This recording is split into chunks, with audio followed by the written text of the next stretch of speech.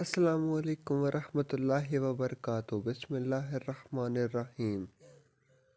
حضرت سعید بن جبیر جو کہ ایک تابعی بزرگ تھے، ایک دن منبر پر بیٹھے ہوئے یہ الفاظ ادا کیے کہ حجاج ایک ظالم شخص ہے۔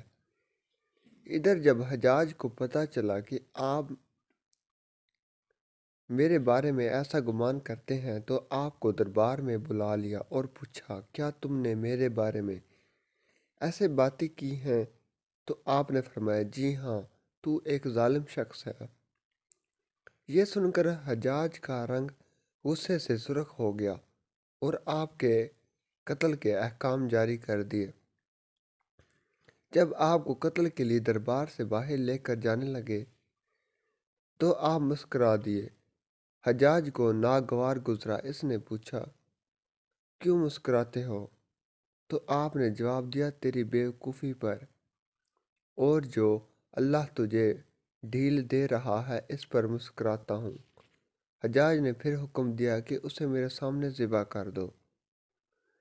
جب خنجر گلے پر رکھا۔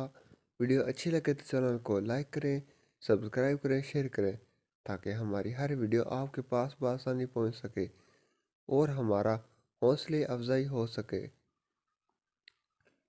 رکھا گیا تو آپ نے اپنا رخ قبلہ کی طرف کیا اور یہ جملہ فرمایا، اے اللہ، میرا چہرہ تیری طرف ہے، تیری رضا پر راضی ہوں۔ یہ حجاج نہ موت کا مالک ہے نہ زندگی کا۔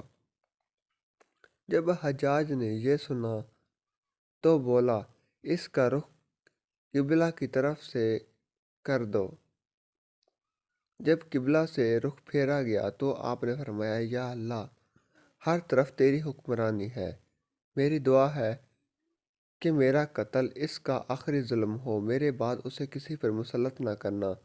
جبکہ آپ کی زبان سے یہ جملہ ادا ہوا تو اس کے ساتھ بھی آپ کو قتل کر دیا گیا اور اتنا خون نکلا کہ دربار تر ہو گیا۔ ایک سمجھدار بندہ بولا کہ اتنا خون تب نکلتا ہے جب کوئی خوشی خوشی مسکراتا اللہ کی راہ پر راضی ہو جاتا ہے۔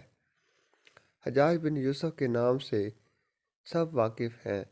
حجاج کو عبد الملک نے مکہ، مدینہ، طائف اور یمن کا نائب مقرر کیا تھا اور اپنے بھائی بشر کی موت کے بعد اسے عراق بھیج دیا، جہاں سے وہ کوفہ میں داخل ہوا اور ان علاقوں میں 20 سال تک حجاج کا عمل دخل رہا۔